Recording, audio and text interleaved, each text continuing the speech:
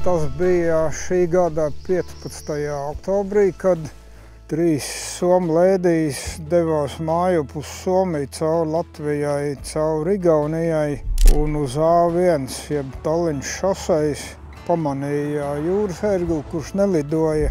Vaļai lūzumi nebija pamanām, bet bija redzams, ka labā ace nedaudz bojāt. Pirmo nedēļu putns neēda, dzīvoja tikai uz zemes, tad jau uz pirmās laktas, tad uz otrās laktas. Varēja uzlaisties, beigās sāka arī ēst, tad nolēmām, ka pēc mēneša laižam putnu vaļā. Mēs viņu arī apgradzinojām un atvedām šeit uz manu lauka īpašumu, kur es arī baroju ziemā ērgļus.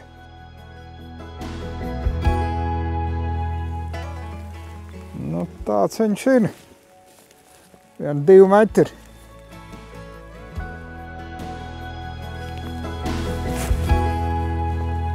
Ļoti labi. Izcili. Lido. Viss ir kārtībā. Putns labi lidoja, jo viņš mēģināja iesaisties tajā mežmalas ozolā, bet netrāpīja uz zaru un piezemējās kaut kur mežā. Mēģināsim viņu atrast. Redz, kur sēž, viss kārtībā. Super. Redzi? Redz, kur sēž ozola zarā. Izcili.